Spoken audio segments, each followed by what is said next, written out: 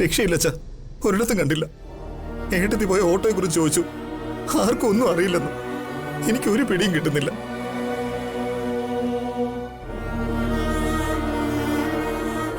അച്ഛാ,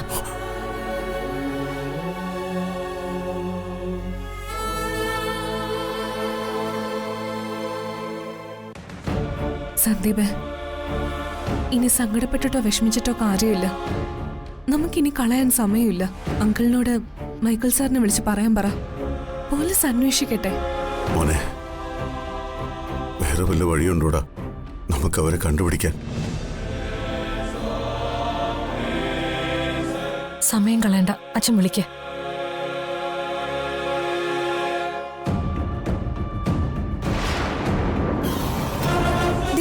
ഏട്ടത്തി,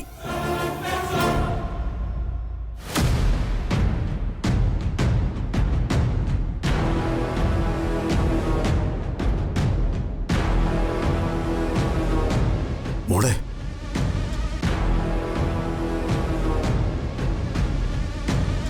ഏട്ടത്തി, സച്ചിയേട്ടൻ എന്തേ? എവിടെയായിരുന്നു മോളെ നീ? അവനെവിടെ സച്ചി?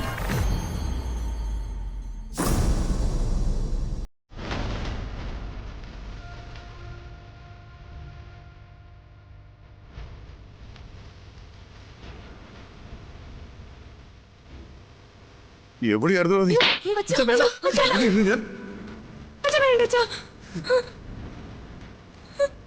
എന്നെ അടിച്ചാ? എത്ര വേണമെങ്കിലും അടിച്ചോ. അച്ഛന് ദേഷ്യം തീരുന്നവരെ അടിച്ചോ. സച്ചേട്ടനെ തല്ലല്ലോ അച്ഛ.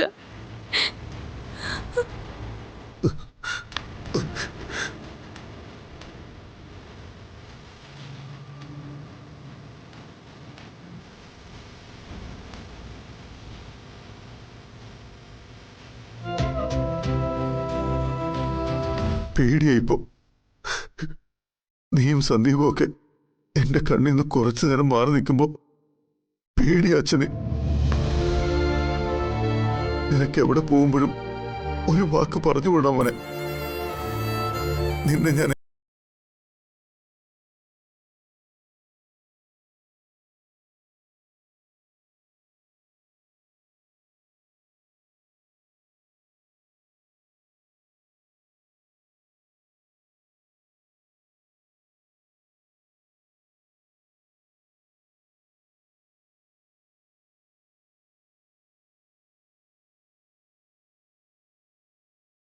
ആലോചിച്ച് കുറെ നടന്നു, കുറെ ദൂരം.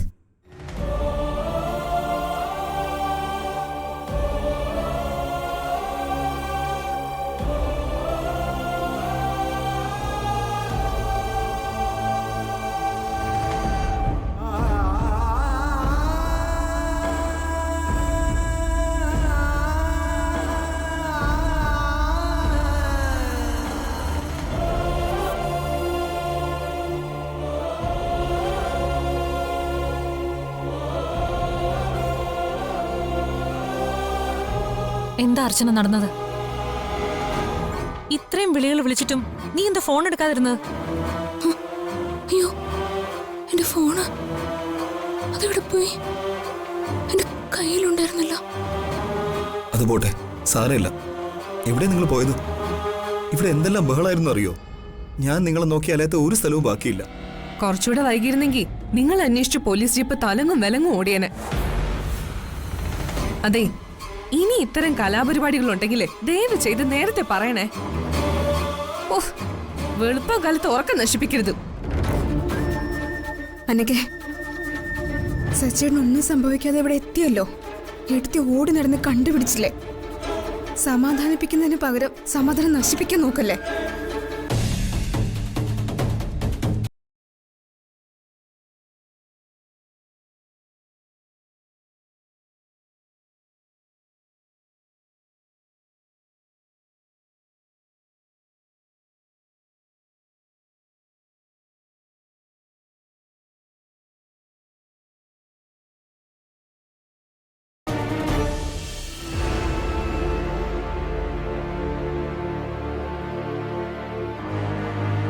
ഓരോന്ന് ആലോചിച്ചപ്പോ നെഞ്ചു പൊട്ടുന്ന പോലെ തോന്നിയിടി എനിക്കറിയില്ല സച്ചിയേട്ടൻ ചിലപ്പോ അബ്നോർമലാണ്.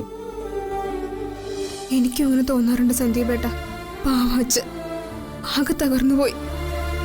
അച്ഛൻ ഇങ്ങനെ കരയുന്നത് ഞാൻ കണ്ടിട്ടേ ഇല്ല. ഒരു കാര്യം പകൽ പോലെ സത്യ, അവർക്ക് രണ്ടുപേർക്കിടയിൽ എന്തോ കാര്യമായ പ്രശ്നമുണ്ട്. അതെന്താണെന്ന് എത്ര ആലോചിച്ചിട്ടും ഒരെത്തും പിടിയും കിട്ടുന്നില്ല.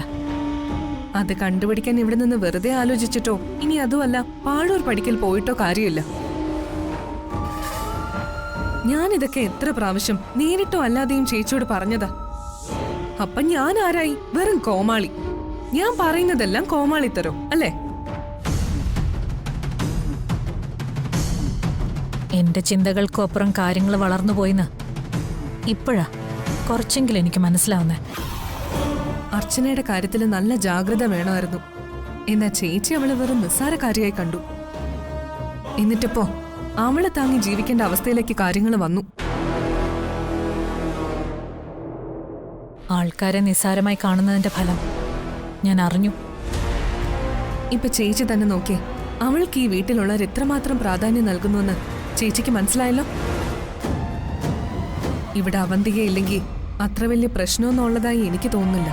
പക്ഷേ അവളില്ലെങ്കിൽ ഈ വീടിന് തീ പിടിച്ചതുപോലെയാ.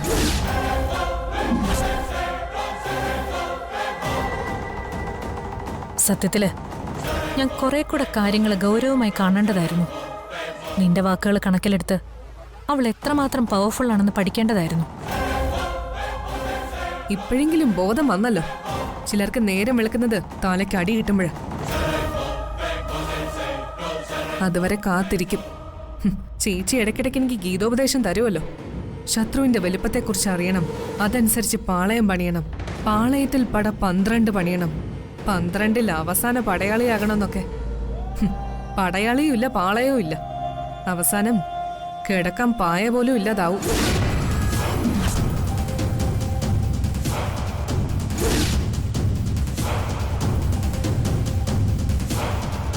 അവർക്കിടയിലുള്ള രഹസ്യം നമ്മൾ എങ്ങനെയെങ്കിലും കണ്ടുപിടിച്ചാൽ മതിയാവൂ ചേച്ചി. വേറെ എന്താലോചിച്ചിട്ടും കാര്യമൊന്നുമില്ല.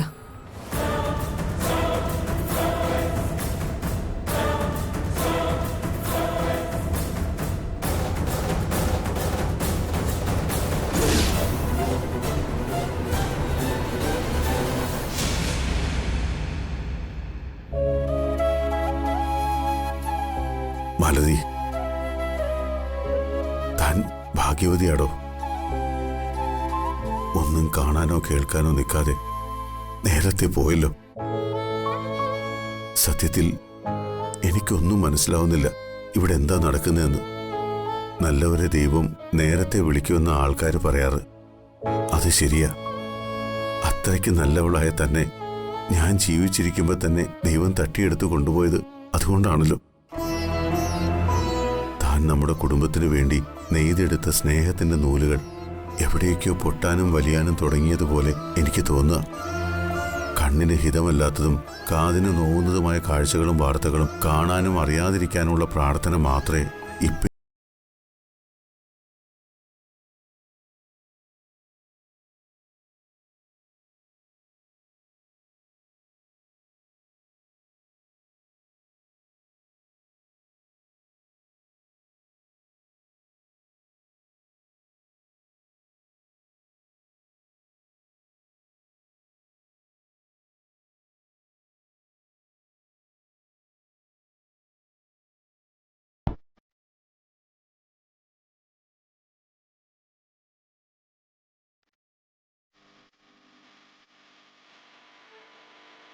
ഞാൻ ജീവിക്കുന്നതിന് ഭേദം മരിക്കുന്നതാ.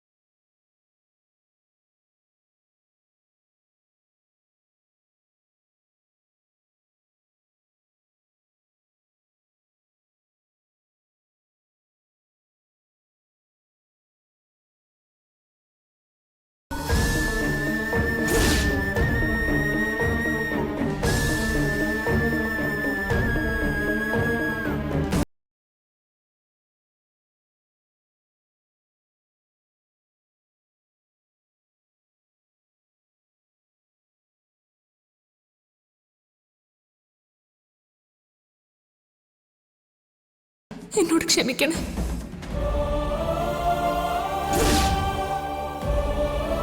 അർച്ചന,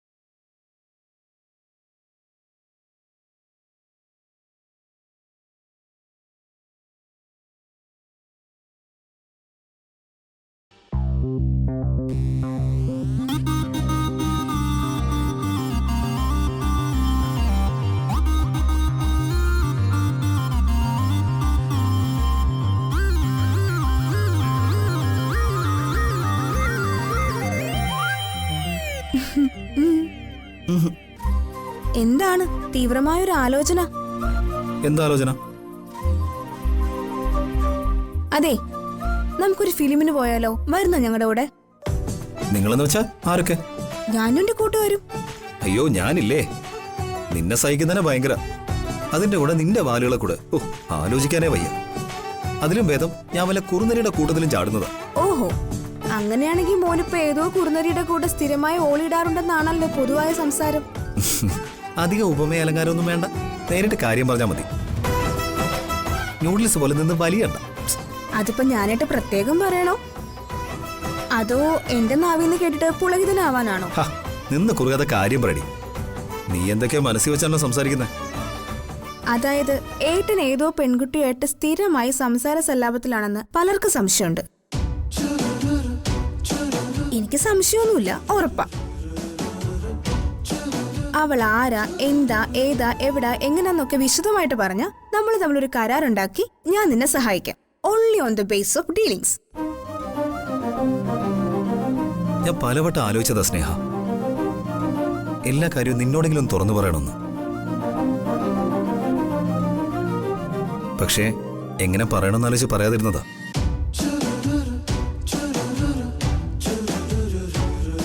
ഇനി നിന്നോട് ഒളിച്ചു വെക്കുന്നതിൽ കാര്യമില്ല.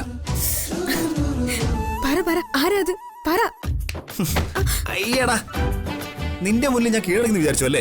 എന്നാ കേട്ടോ, നിന്നെ ഞാൻ പറ്റിച്ചതാ. ആഹാ, എന്നാ ഫോണിൽ തന്നെ. ഏട്ടന്റെ ഫോണിൽ സ്ഥിരമായിട്ട് വിളിക്കുന്ന ആ നമ്പറിലേക്ക് ഞാൻ ഒന്ന് വിളിച്ചു നോക്കട്ടെ. കളിക്കല്ലേ,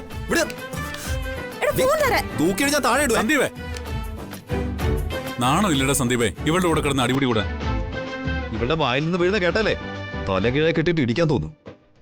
ഇടിക്കാൻ ഞങ്ങളുടെ കയ്യും പൊങ്ങൂന്ന് പറഞ്ഞു കൊടുക്കുമോളെ അവനോട്. അങ്ങനെ പറഞ്ഞു കൊടുക്ക ഏട്ടത്തി. ഇവർക്ക് മാത്രമാണോ അടിക്കാനും ഇടിക്കാനും ഒക്കെ അറിയാവുന്നേ? അടിച്ചു മോന്തയുടെ ഷേപ്പ് മാറ്റുമെന്ന് ഇവർക്ക് അറിയില്ലല്ലോ. നമ്മുടെ കൈയുടെ ചൂടെ അത് കൊണ്ടവർക്കല്ലേ അറിയൂ.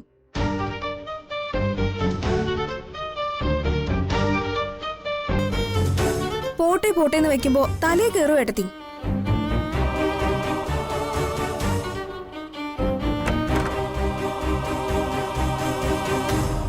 ഇവരിങ്ങനെ ഇണങ്ങിയും പിണങ്ങിയും നടക്കുന്നത് കാണുമ്പോ ഒരു സന്തോഷമാ അല്ല ഏട്ടാ? പക്ഷെ എപ്പോഴാണ് സച്ചിയുടെ ബോംബുപോലെ പൊട്ടിത്തെറിക്കുന്നതെന്നും അർച്ചനയെടുത്തി മെഴുകുതിരി പോലെ ഉരുകുന്നതെന്നും പറയാൻ പറ്റില്ല. സത്യത്തില് ഇവര് പിണങ്ങുന്ന കാണുമ്പോ പേടിയ സന്ദീപേട്ട. അടുത്തെന്താ സംഭവിക്കുന്ന ആലോചിക്കാൻ പോലും പറ്റില്ല. ഒത്തിരി സ്നേഹമുള്ളിടത്തെ ഇണക്കവും പിണക്കവും ഒക്കെ കാണും സ്നേഹ. ഇവർക്കിടയിൽ അത് ഒത്തിരി ഉണ്ട്. അവർ തമ്മിൽ നല്ല ദൃഢമായ സ്നേഹവും വിശ്വാസവും ഉണ്ട്. അത് ആ വഴക്കിൽ പോലും നമുക്ക് കാണാം. ശരി ഏട്ടൻ പറഞ്ഞത്. എത്ര വഴക്കിട്ടാലും പിണങ്ങിയാലും അവർ തമ്മിലുള്ള സ്നേഹവും കരുതലും കൂടെ.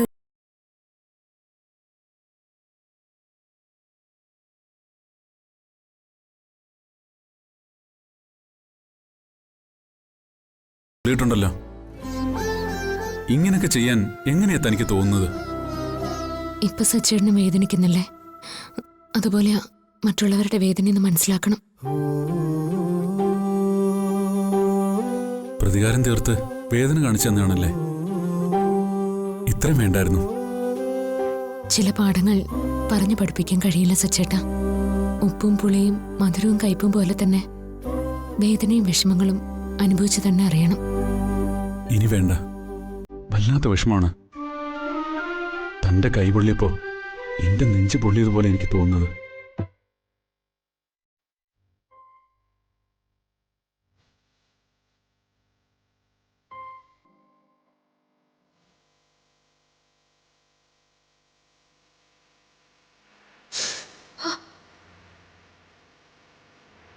വേദനിച്ചോ?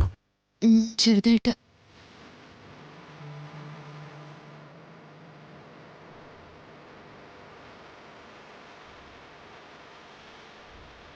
ഇപ്പൊ നല്ല ആശ്വാസം തോന്നുന്നുണ്ട് സച്ചേട്ടാ. ഇത് ഉണങ്ങാൻ നല്ല സമയമെടുക്കും. ഉള്ളം കൈയല്ലേ, എപ്പോഴും അനങ്ങുന്നോണ്ട് പേശികൾ വലിഞ്ഞ് മുറിവ് പെട്ടെന്ന് കരിയില്ല. എന്ത് തോന്നിയിട്ടാ താൻ പെട്ടെന്ന് ഇങ്ങനെ ചെയ്തേ? പൊറുക്കാൻ പാടില്ലാത്തൊരു തെറ്റ് ചെയ്തതുകൊണ്ട്.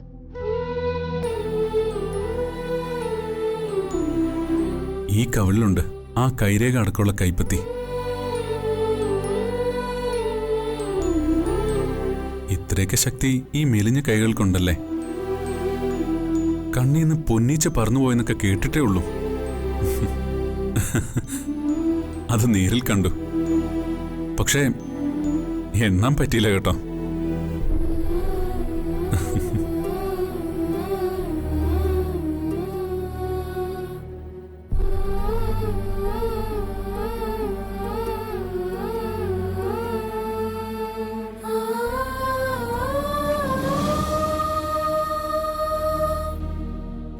അടിച്ച കൈ കൊണ്ട് അണയ്ക്കണമെന്ന് പഴമക്കാർ പറയാറുണ്ട്. അടിച്ച കൈയാൽ അണയ്ക്കുമെങ്കിൽ ആറിടും, ആഴമേറിയ മുറിവുമെന്ന് പൂജ്യർ. ഇത് അടി മാത്രമേ ഉള്ളൂ അല്ലേ?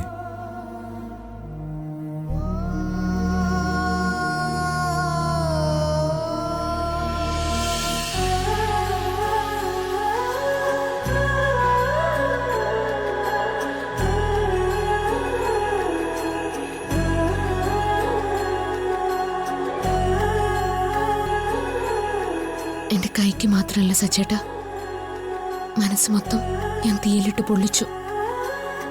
അന്നേരം വന്ന കോപത്തിലല്ല, സങ്കടത്തിൽ തല്ലിപ്പോയതാ. ഏയ്, എനിക്കത് അത്യാവശ്യമായിരുന്നു. താൻ എന്നെ തല്ലിയതില് എനിക്ക് ലെവലേശ വിഷമമില്ല. തല്ലുകൊണ്ട് വളരാത്തന്റെ കുഴപ്പം എന്റെ സ്വഭാവത്തിലുണ്ട്. എനിക്കത് ഇപ്പോഴും ഓർക്കാൻ വയ്യ. ഞാൻ ആരെയാ തല്ലിയതെന്ന് ഇപ്പൊ ആലോചിക്കുമ്പോ ഭയം തോന്നുക. അന്നേരം എന്റെ മാനസികാവസ്ഥ പ്രകടിപ്പിക്കാൻ അതല്ലാതെ വേറൊരു വഴി ഉണ്ടായിരുന്നില്ല. അമ്മമാര് കുഞ്ഞുങ്ങളെ കാണാതെ വിഷമിച്ചോടി നടന്നതിന് ശേഷം അവരെ കാണുമ്പോ ആദ്യം 2 കൊടുക്കല്ലേ ചെയ്യുന്നേ, എന്നിട്ടല്ലേ പുന്നരിക്കുന്നത്. അത് ഇഷ്ടമില്ലാത്തോണ്ടാണോ? അല്ലല്ലോ, ഇഷ്ടം കൂടുതലുകൊണ്ടാ. അതുപോലെ തന്നെ താനും ചെയ്തത്. പക്ഷേ അതിന് ഇത്രയും വലിയ ശിക്ഷ സ്വയം ഏറ്റപ്പോ അതെന്നെ വിഷമിപ്പിച്ചു. അത് കുറ്റബോധം കൊണ്ട സച്ചേട്ട. ഭർത്താവ് ദൈവതുല്യനാ. ആ ദൈവത്തെ കൈനീട്ടി അടിച്ചുപോയി. അതിന് പ്രായശ്ചിത്തം ചെയ്യണം. അഗ്നിയേക്കാൾ നല്ല ശുദ്ധി വേറൊന്നുമില്ല.